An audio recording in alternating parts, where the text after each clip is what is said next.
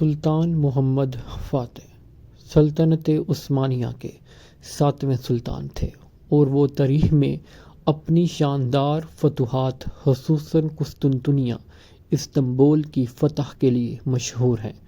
ان کی کہانی تاریخ اسلام اور انسانی تاریخ کا ایک اہم حصہ ہے۔ ابتدائی زندگی۔ سلطان محمد فاتح 30 مارچ 1432 کو درنا ترکی میں پیدا ہوئے۔ وہ سلطان مراد ثانی کے بیٹے تھے۔ محمد فاتح بچپن سے ہی ذہین، بہادر اور علم کے شوقین تھے۔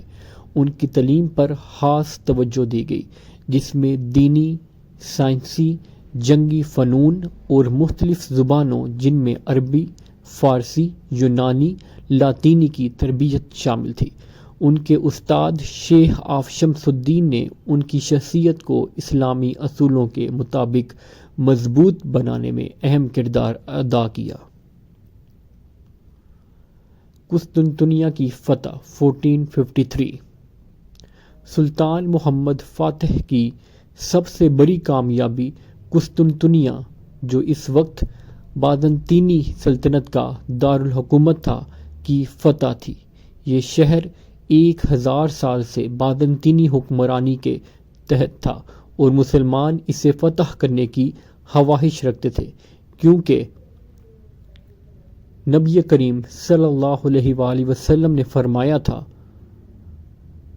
کہ تم ضرور قسطنطنیہ فتح کرو گے۔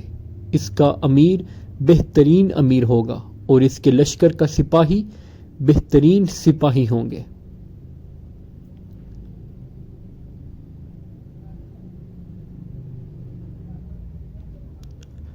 سلطان محمد فاتح نے قسطنطنیہ کو فتح کرنے کے لیے بہترین حکمت عملی اپنائی۔ انہوں نے ایک زبردست توپ خانہ تیار کیا۔ انہوں نے عظیم توپیں بنوائیں جو قلعے کی دیواروں کو توڑنے کے لیے استعمال ہوئیں۔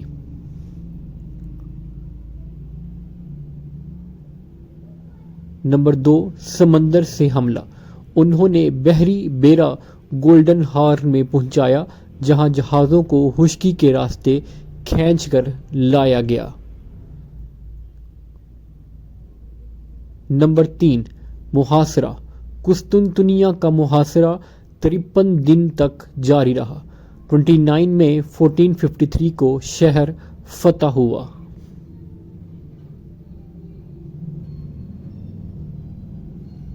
فتح کے بعد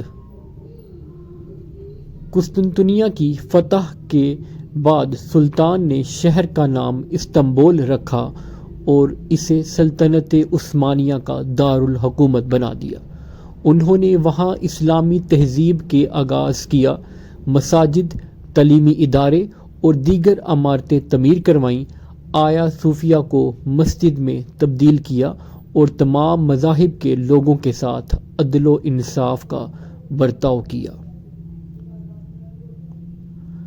سلطان محمد فاتح کی دیگر فتوحات۔